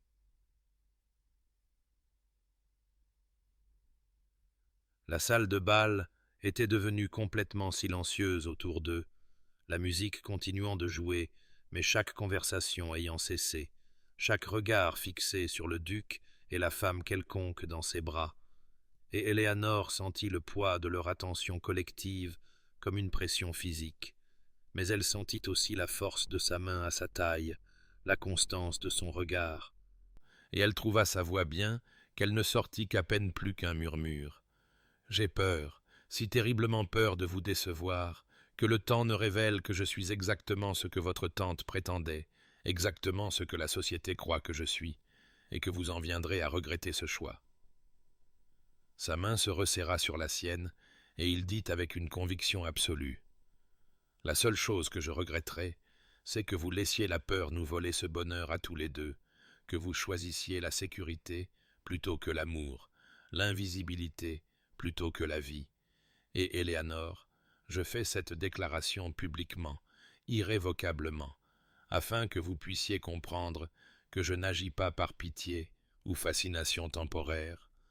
mais par un amour si certain que je suis prête à vous réclamer devant toute la société et à la défier de trouver à redire à mon choix. » Des larmes coulaient maintenant sur le visage d'Éléanore, sans se soucier des centaines d'yeux qui la regardaient, et elle vit dans son expression une telle tendresse, une telle certitude inébranlable, que quelque chose en elle qui avait été enfermé pendant des années se brisa enfin,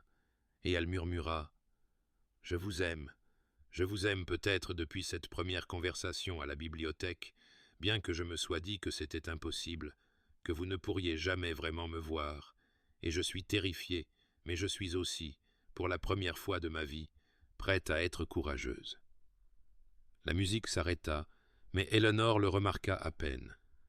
Sa vision brouillée par les larmes et son cœur battant si violemment qu'elle craignit que toute la salle de bal ne l'entende, et la main du duc resta ferme à sa taille, même si les autres danseurs commençaient à se disperser autour d'eux, leurs spéculations murmurées créant un bourdonnement sonore qui semblait presser contre la peau d'Éléanore comme une force physique, et elle devint soudainement, intensément consciente de chaque œil sur elle, de chaque tête tournée dans leur direction, de chaque éventail s'agitant de commérage, et la panique lui serra la gorge avec une telle force qu'elle pouvait à peine respirer, la vieille terreur familière de la visibilité menaçant de submerger le fragile courage qu'elle avait convoqué quelques instants auparavant. Le duc vit la peur dans ses yeux, reconnut le tremblement qui avait commencé dans ses mains, et sans un mot, il la guida à travers la foule avec une telle autorité que les gens s'écartèrent instinctivement, créant un chemin vers les hautes portes vitrées qui menaient à la terrasse, et Éléanore se sentit reconnaissante au-delà de toute mesure pour sa présence rassurante, même si son esprit lui hurlait de courir, de se cacher, de disparaître à nouveau dans l'obscurité confortable d'où elle n'aurait jamais dû émerger, et elle entendit le murmure scandalisé de Lady Pemberton alors qu'il passait. « De mon temps, un gentilhomme ne ferait jamais un tel spectacle. » Et la réponse cinglante de Miss Catherine Winters. « De tout temps, une femme de sa condition saurait mieux que d'encourager les attentions d'un duc. » Mais l'expression du duc resta impassible, sa main ferme sur son coude alors qu'il la conduisait dans l'air frais de la nuit sur la terrasse où les sons de la salle de bal s'estompaient en un bourdonnement étouffé derrière eux. L'air de novembre frappa la peau surchauffée d'Éléanore comme une bénédiction, et elle prit de grandes bouffées d'air haletantes, tandis que le duc fermait les portes de la terrasse derrière eux, leur accordant une mesure d'intimité, bien qu'Éléanore sût que leur absence ne ferait qu'alimenter davantage la spéculation, et lorsqu'il se tourna pour lui faire face, son expression contenait une telle tendresse mêlée d'inquiétude que de nouvelles larmes coulèrent sur ses joues, et elle murmura « Je ne peux pas faire ça, ne peux pas être ce que vous avez besoin que je sois, ne peux pas me tenir au centre de tous ces regards, murmures et jugements. Je ne suis pas assez forte, je n'ai jamais été faite pour ce genre d'attention. »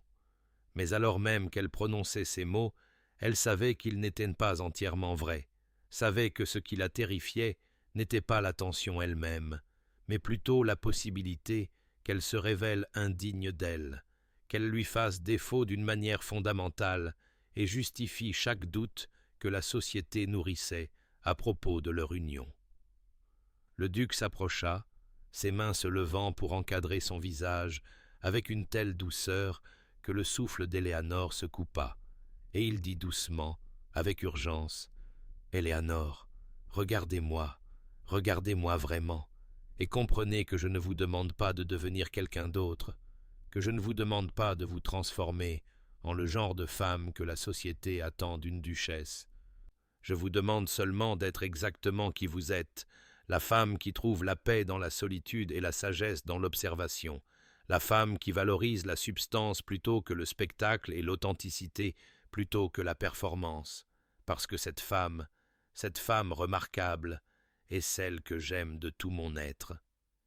Et Éléanore sentit quelque chose changer dans sa poitrine, une restructuration fondamentale de la façon dont elle se comprenait elle-même et sa place dans le monde, et elle murmura à travers ses larmes, « Je ne sais pas comment être courageuse de la manière que vous demandez, ne sais pas comment me tenir à vos côtés sans sentir que je vous diminue d'une manière ou d'une autre. » Ses pouces essuyèrent ses larmes avec un soin infini, et il dit « Alors, laissez-moi vous apprendre. » Laissez-moi vous montrer chaque jour pour le reste de nos vies que vous m'élevez plutôt que de me diminuer, que votre présence m'apporte plus de joie que n'importe quelle quantité d'approbation sociale ne le pourrait jamais. » Puis il tira une petite boîte de velours de sa poche, s'agenouillant sur les pierres froides de la terrasse avec une grâce si naturelle que les mains d'Éléanore volèrent à sa bouche, étouffant le sanglot qui montait dans sa gorge, et il ouvrit la boîte pour révéler une bague d'une élégance simple, un saphir entouré de petits diamants qui captaient la lumière de la salle de bal et la renvoyaient en fragments brillants, et il dit avec une conviction absolue: « Miss Eleanor Hartley, me ferez-vous l'extraordinaire honneur de devenir ma femme, de construire une vie avec moi qui honore à la fois qui nous sommes et qui nous pourrions devenir ensemble, de vous tenir à mes côtés non pas comme mon ombre, mais comme mon égale, ma partenaire, ma compagne la plus aimée en toutes choses. » Et Éléanore le regarda, cet homme remarquable qui l'avait vue quand elle se croyait invisible, qui l'avait aimée quand elle se pensait indigne d'amour. Et elle sentit la dernière de ses défenses s'effondrer en poussière, sentit le courage monter à leur place comme des fleurs de printemps perçant la terre hivernale, et elle murmura: « Oui, oui, je vous épouserai, bien que je sois encore terrifiée et incertaine et convaincue que je ne mérite pas un tel bonheur, mais je vous aime trop pour laisser la peur nous voler cela, vous aime assez pour essayer d'être courageuse. » L'annonce de leur fiançailles parut dans les journaux du matin 2 jours plus tard, un avis formel qui envoya des vagues de réaction à travers la société londonienne, comme une pierre jetée dans une eau calme, et Éléanore découvrit que le monde se divisait assez nettement entre ceux qui condamnaient le mariage comme une profonde mésalliance et ceux qui y trouvaient une romance inattendue, bien qu'elle soupçonnât ce dernier groupe d'être considérablement plus petit que le premier. Et elle apprit cette division de première main lorsqu'elle accompagna sa mère et le duc à la soirée musicale de Lady Ashford, où les murmures les suivirent comme des ombres, et Éléanore entendit Miss Catherine Winters proclamant avec un dédain à peine dissimulé: « Il s'est jeté aux pieds d'une personne de rien, une femme sans fortune ni beauté, ni aucune qualité qui pourrait justifier une descente aussi spectaculaire, et croyez-moi sur parole, il en viendra à regretter ce moment de noblesse mal avisé d'ici 1 an. » Tandis que de l'autre côté de la pièce, la vieille Lady Thornbury observait à sa compagne avec une chaleur surprenante. « Je trouve plutôt rafraîchissant qu'un gentilhomme de sa stature ait choisi l'affection plutôt que l'avantage, ait choisi une femme de substance plutôt qu'une femme de spectacle,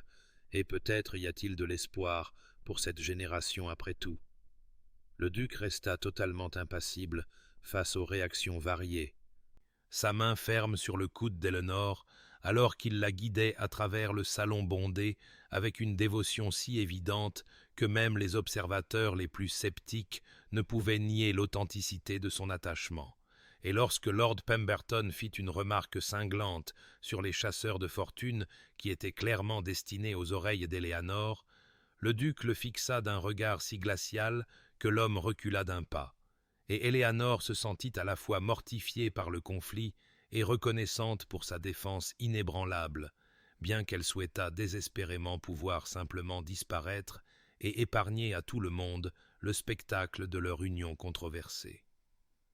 Madame Hartley se déplaçait dans la société avec un triomphe à peine dissimulé, acceptant les félicitations avec un air qui suggérait qu'elle avait orchestré toute l'affaire grâce à sa guidance maternelle supérieure, et Éléanore trouva la fierté de sa mère presque aussi difficile à supporter que la censure de la société, car elle réduisait leur amour à une réussite sociale plutôt qu'à la connexion profonde qu'il était vraiment. Mais Charlotte lui serra la main lors d'une visite particulièrement éprouvante un après-midi et murmura: « Laisse-lui ce moment, car elle a vécu toute sa vie en mesurant la valeur selon les normes de la société, et elle ne peut concevoir que tu aies accompli quelque chose de bien plus grand qu'un mariage stratégique. » Et Éléanore sentit la gratitude l'envahir pour la compréhension de sa sœur, car seule Charlotte semblait saisir que ses fiançailles représentaient non pas un triomphe sur d'autres femmes sur le marché du mariage, mais plutôt un triomphe sur sa propre peur et son doute de soi. Le soutien vint également de quartiers inattendus, car le plus proche ami du duc, Lord Blackwood, leur rendit visite spécifiquement pour exprimer son approbation, disant à Eleanor avec une chaleur sincère: « Je connais Ashworth depuis que nous étions garçons à Eton, je l'ai vu naviguer dans les attentes de la société avec la lassitude d'un homme jouant un rôle plutôt que vivant une vie, et je ne l'ai jamais vu aussi authentiquement heureux qu'il l'a été ces derniers mois, jamais vu choisir ses propres désirs plutôt que les exigences du devoir, et je vous suis reconnaissant, Miss Hartley, de lui avoir donné la permission d'être lui-même. » Et Eleanor se retrouva à retenir ses larmes face à cette validation de quelqu'un dont l'opinion était clairement précieuse pour le duc. Les jours suivant l'annonce apportèrent un flot constant de visiteurs, certains sincèrement heureux et d'autres clairement poussés par la curiosité de connaître la femme qui avait capturé le cœur du duc, et Eleanor découvrit qu'elle apprenait, lentement et imparfaitement, à garder la tête haute malgré l'examen minutieux,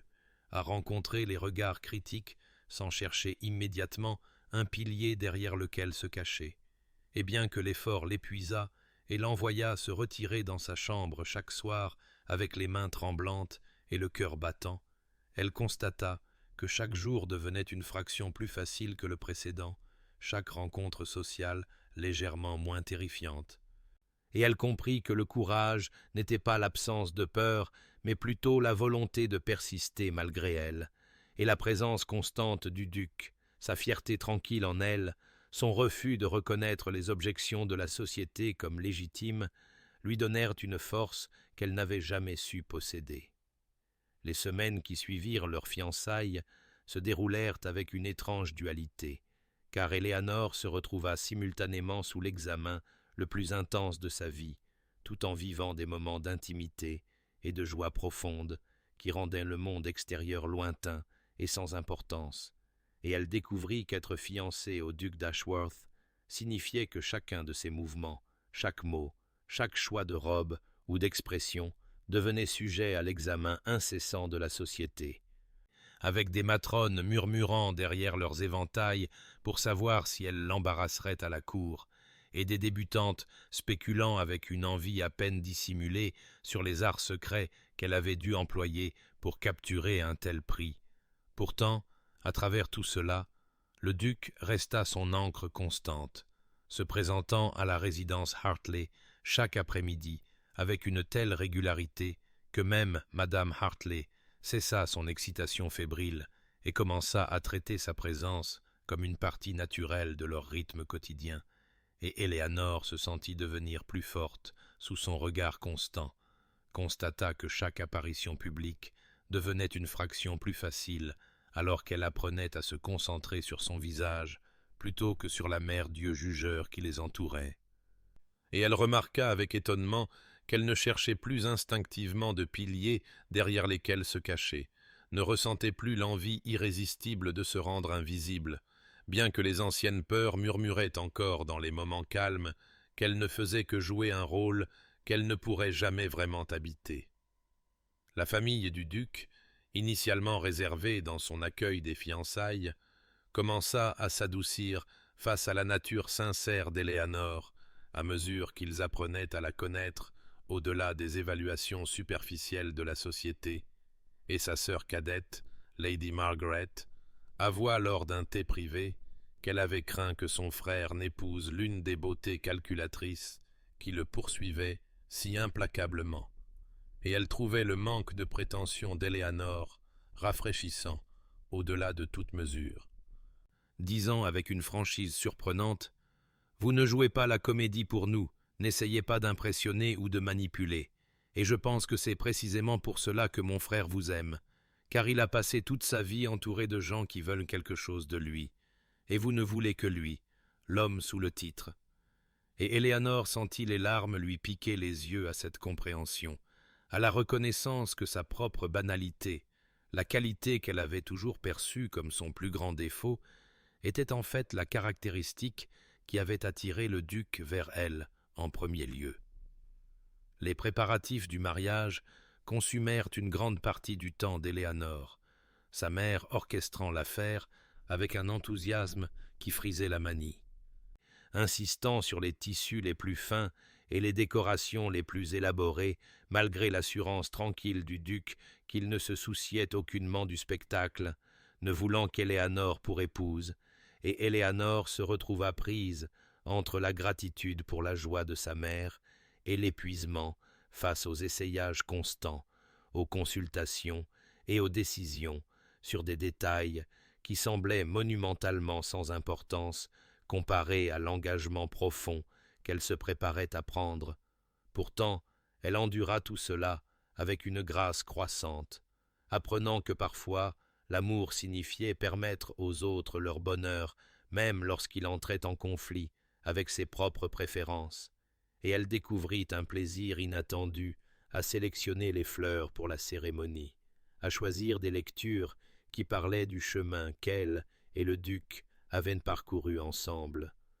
à imaginer le moment où elle marcherait vers lui dans l'allée de St. George's et se promettrait à lui devant Dieu et les témoins. Les moments calmes entre les obligations publiques devinrent précieux, au-delà de toute mesure, des heures volées où le duc venait et où il se promenait dans le petit jardin derrière la maison des Hartley, où s'asseyait dans le salon à lire en bonne compagnie pendant que madame Hartley somnolait dans son fauteuil.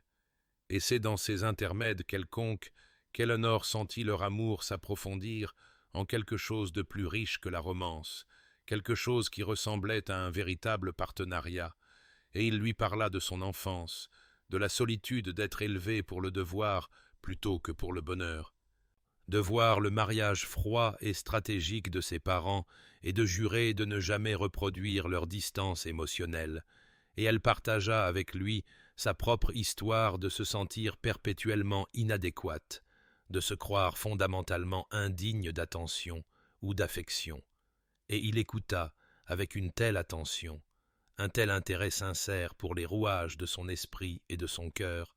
qu'elle se retrouva à révéler des pensées et des peurs qu'elle n'avait jamais exprimées à voix haute auparavant, et en les exprimant, elles perdirent une partie de leur pouvoir, devinrent gérables plutôt qu'écrasantes,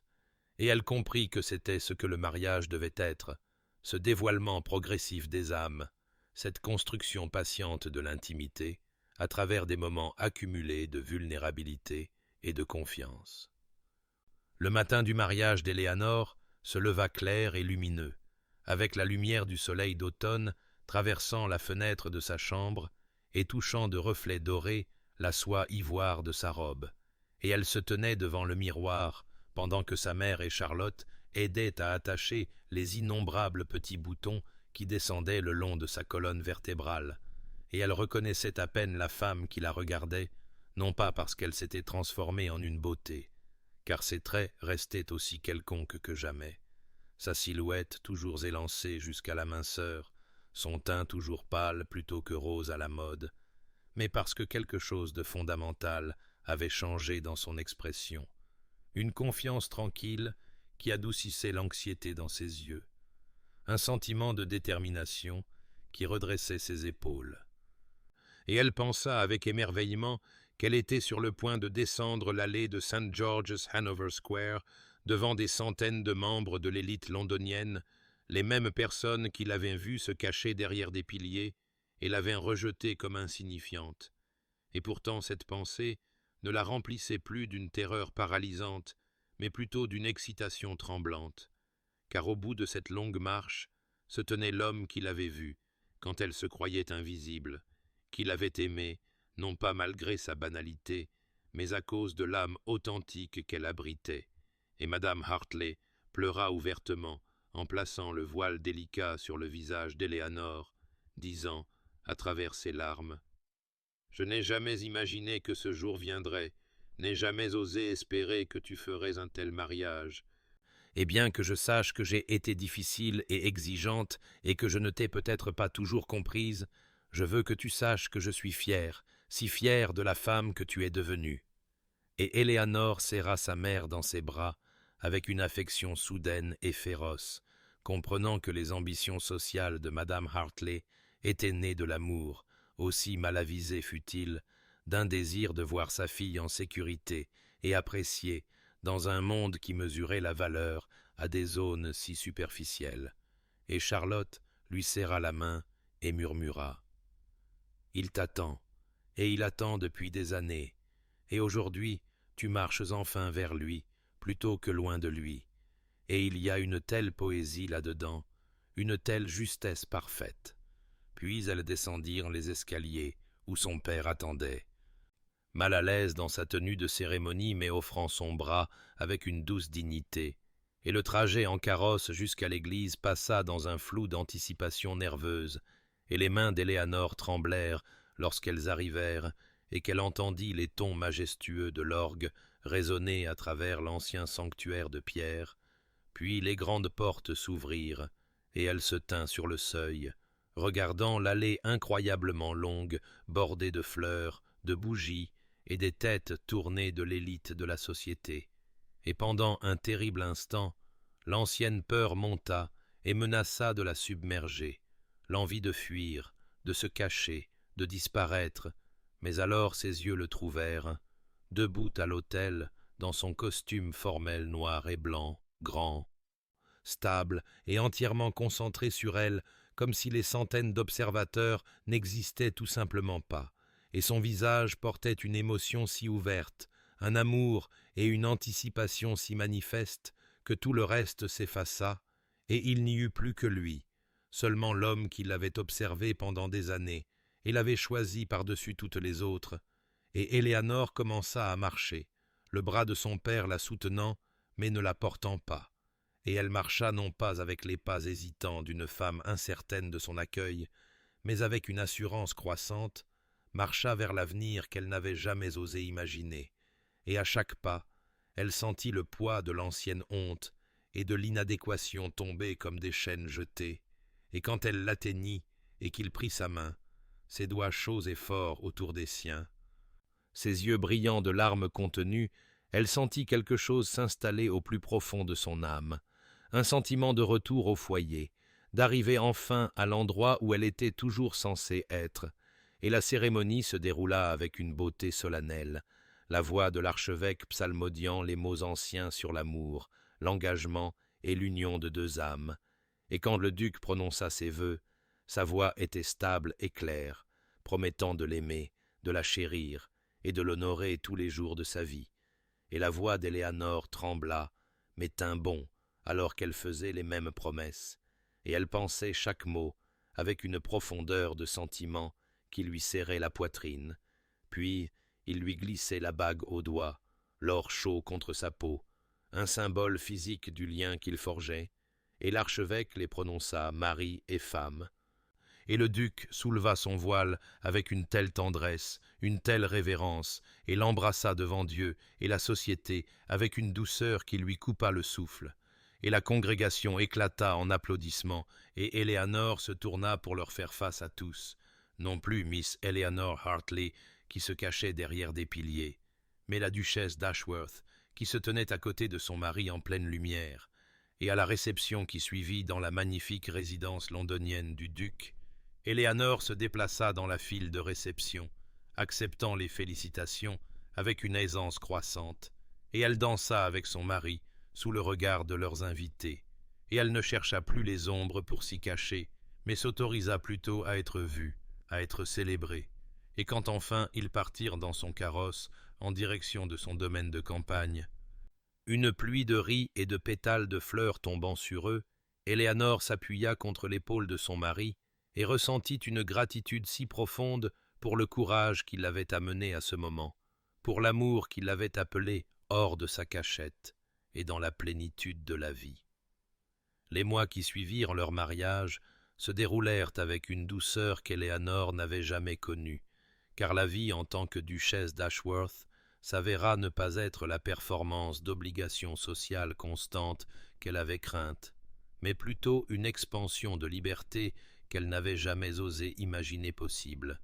et ils s'installèrent dans le domaine de campagne du duc avec un profond sentiment de retour au foyer. l'ancien manoir de pierre, entouré de collines ondoyantes et de forêts anciennes, devenant un sanctuaire où Éléanore pouvait enfin respirer sans le poids du jugement de la société pesant sur sa poitrine, et elle découvrit que son mari avait pris ses vœux avec un littéralisme qui l'étonnait encore, car il honorait vraiment ses préférences et ses désirs, ne la forçant jamais à organiser de grands divertissements ou à assister à chaque rassemblement social, créant au contraire une vie qui équilibrait ses devoirs publics nécessaires avec de longues périodes de tranquillité privée. Et Éléanore se retrouva à se transformer non pas en quelqu'un d'autre, mais plutôt en une version plus complète d'elle-même, la femme qu'elle aurait pu être si elle n'avait pas passé des années à croire sa valeur négligeable. Et elle se déplaçait dans les grandes pièces d'Ashworth Hall avec une confiance croissante, apportant de petits changements qui reflétaient ses goûts, remplissant la bibliothèque de nouveaux volumes et créant des coins de lecture confortables où elle et le duc passaient de longues soirées dans un silence complice, chacun absorbé par ses propres livres, mais connecté par un fil invisible de contentement partagé. Et les domestiques, qui l'avaient initialement considéré avec scepticisme, s'adoucirent progressivement face à sa gentillesse sincère et à son manque de prétention, car elle les traitait comme des êtres humains plutôt que comme des fonctionnaires invisibles, se souvenant de leur nom et s'enquérant de leur famille. Et Madame Davies, la gouvernante, avoua un après-midi qu'elle avait servi la famille du duc pendant 30 ans et n'avait jamais vu le maître aussi heureux, aussi en paix, et Éléanore sentit son cœur se gonfler de gratitude pour cette vie inattendue, ce mariage qui avait commencé dans la peur et le doute, mais s'approfondissait chaque jour en quelque chose de profond et de durable. Le duc s'avéra être un homme d'une profondeur surprenante, révélant des facettes de lui-même qu'il avait gardées cachées sous le vernis poli requis par sa position, et Éléanore apprit qu'il partageait son amour des matins tranquilles et des soirées étoilées, que lui aussi trouvait la performance constante de la vie sociale épuisante, qu'il l'avait choisie non pas par charité ou caprice, mais parce qu'il reconnaissait en elle une âme sœur, quelqu'un qui valorisait l'authenticité plutôt que l'apparence, la substance plutôt que le spectacle, et il marchait pendant des heures à travers les terres du domaine, discutant de philosophie, de littérature et de l'état du monde, des conversations qui allaient du ludique au profond, et Éléanore découvrit qu'elle possédait des opinions et des perspectives dignes d'être partagées, que ses années d'observation depuis les ombres lui avaient donné une perspective unique sur la nature humaine, et son mari écoutait ses pensées avec un intérêt sincère, disant souvent qu'elle voyait des vérités que d'autres manquaient précisément parce qu'elle avait passé si longtemps à regarder plutôt qu'à jouer, et ces affirmations, répétées à travers d'innombrables petits moments, réécrivirent progressivement le récit qu'Éléanore avait construit sur elle-même, remplaçant l'histoire de l'inadéquation par une histoire de force tranquille et de valeurs inhérentes. Le choc initial de la société face à leur mariage finit par s'adoucir en acceptation, car le bonheur du duc était évident pour tous ceux qui les voyaient ensemble, et même les critiques les plus endurcis trouvèrent difficile de maintenir leur désapprobation face à une dévotion aussi évidente, et Éléanore apprit à naviguer dans les obligations sociales avec une grâce croissante, ne se cachant plus derrière des piliers, mais se tenant à côté de son mari la tête haute, et bien qu'elle ne serait jamais à l'aise au centre de l'attention, elle constata qu'elle pouvait le supporter si nécessaire, sachant qu'elle avait un sanctuaire où retourner, un foyer où elle pouvait être simplement elle-même plutôt qu'une duchesse jouant un rôle, et elle découvrit des alliés inattendus parmi d'autres femmes qui s'étaient senties de la même manière contraintes par les définitions étroites de la valeur et de la beauté de la société. Et ensemble, elles créèrent de petites rébellions, organisant des salons axés sur le discours intellectuel plutôt que sur les commérages, soutenant des causes caritatives qui aidaient réellement plutôt que de simplement fournir des occasions d'affichage social, et Éléanore trouva un but en utilisant sa position pour faire de la place à d'autres qui se sentaient invisibles, se souvenant trop bien de la douleur de se croire indignes d'attention. La prise de conscience de sa propre valeur ne vint pas en un seul moment de révélation, mais par l'accumulation de jours, de semaines et de mois à être aimée, vraiment aimée, par un homme dont elle respectait le jugement.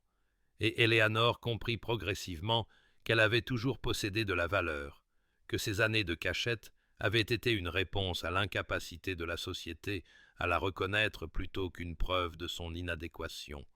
Et cette compréhension apporta avec elle un profond sentiment de libération, une libération de la prison du doute de soi qu'elle avait construite autour de son propre cœur, et elle regarda la femme qui s'était tenue derrière les piliers avec compassion plutôt que honte, reconnaissant que la survie exigeait parfois de se faire petite, mais que la vraie vie exigeait le courage d'occuper de l'espace, d'être vue, de risquer le rejet dans la poursuite de la connexion. Et elle était reconnaissante au-delà de toute mesure que le duc ait possédé la patience de l'attendre, de la regarder pendant des années jusqu'à ce qu'elle soit enfin prête à entrer dans la lumière et à réclamer l'amour qu'il offrait.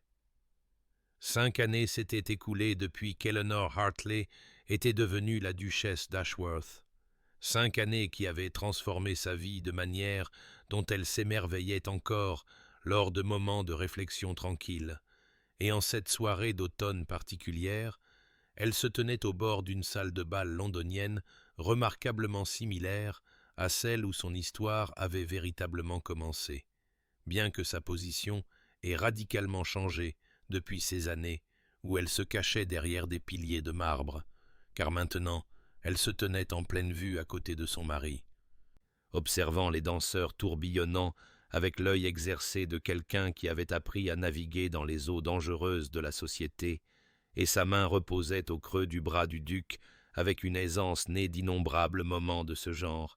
et elle portait une robe de soie saphir foncé qui complétait plutôt que ne transformait sa silhouette toujours élancée, et ses cheveux sombres étaient coiffés avec élégance mais simplement, et elle n'était jamais devenue une beauté selon les normes conventionnelles, ses traits restant aussi quelconques que jamais. Pourtant, il y avait quelque chose dans son maintien maintenant,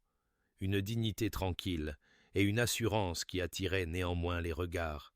Et le duc se tenait à côté d'elle, comme il le faisait toujours, sa présence stable et rassurante.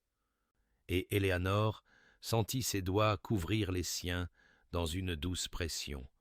et elle leva les yeux pour rencontrer son regard, et y vit la même dévotion qui l'avait soutenue pendant les difficiles premiers jours de leur mariage, le même profond respect qui l'avait appelé hors des ombres et dans la lumière, et il lui sourit avec une telle chaleur que son cœur se dilata dans sa poitrine, et elle pensa avec émerveillement que 5 années de mariage n'avaient fait qu'approfondir leur connexion, que l'amour qui avait semblé si improbable à ses débuts s'était transformé en quelque chose de vaste et d'inébranlable, enraciné dans une compréhension sincère et des valeurs partagées, et ils avaient traversé des épreuves ensemble, la perte de son père et sa prise de responsabilité plus grande en tant que principale duchesse de la famille, la difficulté de la première grossesse d'Éléanore et la joie de la naissance de leur fille, la navigation continue des attentes de la société et de leurs propres désirs pour une vie plus tranquille, et à travers tout cela, ils étaient restés fondamentalement unis, partenaires au sens le plus vrai, et Éléanore avait découvert en elle des réserves de force qu'elle n'avait jamais soupçonnées, trouvant que la maternité lui convenait de manière inattendue, qu'elle pouvait plaider avec ferveur pour des causes auxquelles elle croyait, qu'elle pouvait organiser des rassemblements qui comptaient et décliner ceux qui ne comptaient pas, et elle avait appris à distinguer les opinions qui méritaient d'être considérées de celles qui ne reflétaient que l'étroitesse d'esprit et les préjugés, et le duc avait soutenu chaque étape de son évolution, n'essayant jamais de la façonner en quelque chose qu'elle n'était pas, mais célébrant plutôt la femme qu'elle devenait, et maintenant ils regardaient leur fille de 3 ans, Lady Catherine, être menée dans une danse prudente par son grand-père attentionné, et le rire de l'enfant résonnait à travers la salle de bal comme des cloches. Et Éléanore sentit les larmes lui piquer les yeux à cette vue, car Catherine possédait une confiance et une joie qu'Éléanore n'avait jamais connues enfant, et elle était déterminée à ce que sa fille grandisse en croyant en sa propre valeur, que la société la juge belle ou accomplie ou non, et elle apprendrait à Catherine à valoriser l'authenticité plutôt que la performance, à chercher la connexion plutôt que l'approbation, à comprendre que la vraie valeur vient de l'intérieur et est validée par un amour sincère plutôt que par l'acclamation publique. Et le duc se pencha près d'elle et murmura « Elle a tes yeux et ton esprit, tu sais, cette qualité de voir clairement à travers les faux semblants. » Et Éléanore sourit et répondit « Et ta gentillesse, ta capacité à faire en sorte que les autres se sentent valorisés. » Et ils se tinrent ensemble, regardant leur fille tournoyer avec une joie abandonnée. Et Éléanore repensa à la femme qu'elle avait été 5 ans auparavant, celle qui s'était crue invisible et indigne, et elle ressentit une telle compassion pour ce jeune moi, une telle gratitude d'avoir trouvé le courage d'accepter l'amour quand il lui fut offert. Et elle jeta un coup d'œil autour de la salle de bal et remarqua une jeune femme debout, partiellement dissimulée derrière une colonne, observant les festivités avec l'attention minutieuse de quelqu'un qui participe par l'observation plutôt que par l'action. Et Éléanore reconnut cette posture, cette distance protectrice, et elle sentit une parenté avec cette fille inconnue. Et elle se fit la note mentale de chercher à être présentée, d'offrir peut-être un mot gentil ou une attention sincère, car elle se souvenait trop bien à quel point de tels gestes pouvaient compter pour quelqu'un qui se sentait négligé, et le duc suivit son regard et comprit immédiatement, car il connaissait son histoire et son cœur, et il dit doucement « Allons-y » Et Éléanore hocha la tête, et ensemble, ils commencèrent à traverser la salle de bal, non plus l'observatrice et l'observé, mais 2 âmes unies dans un même but, se déplaçant à travers la foule scintillante vers une jeune femme qui pourrait avoir besoin d'apprendre ce qu'Éléanore avait découvert. Qu'être vue, vraiment vue, par ne serait-ce qu'une personne qui apprécie ce qu'elle trouve, peut tout changer, et qu'un amour assez patient pour attendre et assez fort pour susciter le courage peut transformer une vie complètement. Et pendant qu'il marchait, Éléanore sentit le poids de son propre parcours se transformer en sagesse, en quelque chose qu'elle pouvait offrir aux autres, et elle pensa que c'était peut-être le plus grand cadeau de son histoire improbable, non seulement son propre bonheur, mais la capacité qu'il lui avait donnée de reconnaître et de nourrir la valeur chez d'autres qui se tenaient encore dans l'ombre, attendant encore d'être trouvés. Cher auditeur, si vous avez voyagé avec nous à travers ce récit d'Éléanore et de son duc, peut-être avez-vous reconnu quelque chose de vous-même dans ces pages, car nous nous sommes tous tenus derrière nos propres piliers à certains moments, avons tous ressenti le poids de nous croire indignes d'attention ou d'amour, avons tous construit des distances protectrices entre nous, et un monde qui ne semble valoriser que certains types de beauté, certains types d'accomplissement, certaines définitions étroites de la valeur, et l'histoire d'Éléanore nous rappelle qu'être vraiment vu, véritablement perçu dans toute notre complexité et notre particularité, peut être le cadeau le plus transformateur qu'un être humain puisse offrir à un autre.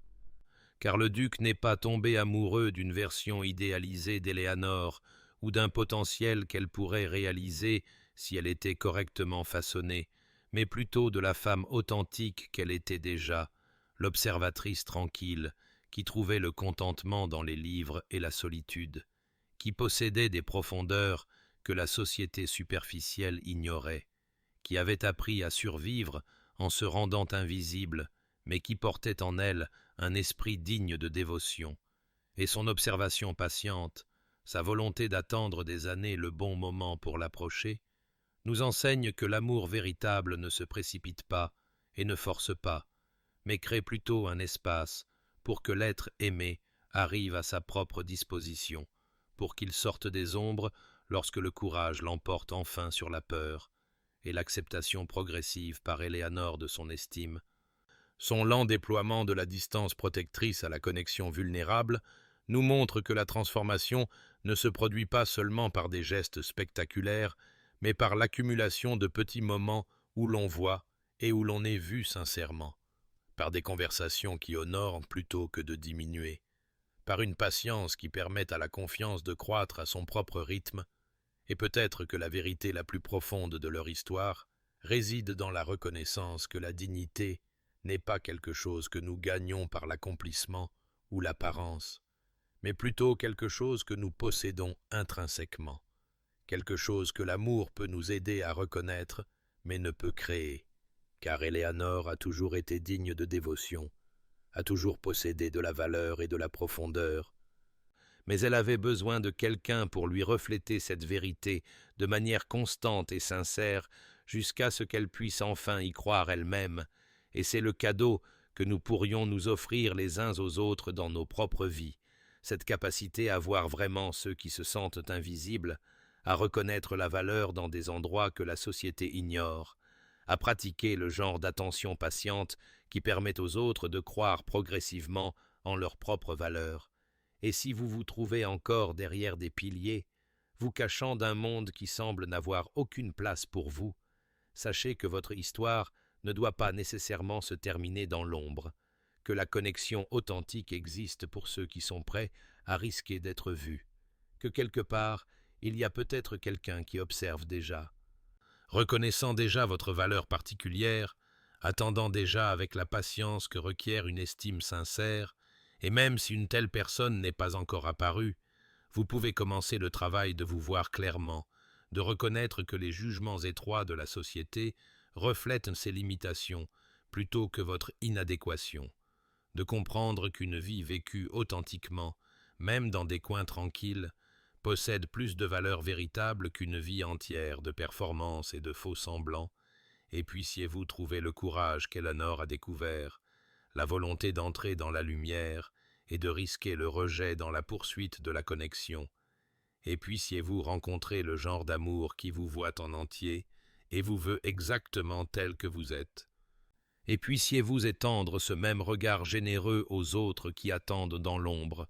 et que vos jours soient remplis de moments de reconnaissance sincère, et vos nuits de la paix qui vient d'être vraiment connue, et puissiez-vous bien vous reposer dans la compréhension que votre histoire, comme celle d'Éléanore, se déploie encore vers des possibilités que vous ne pouvez pas encore imaginer, et puissiez-vous trouver réconfort et inspiration dans ces récits que nous partageons. Et si cette histoire a touché votre cœur,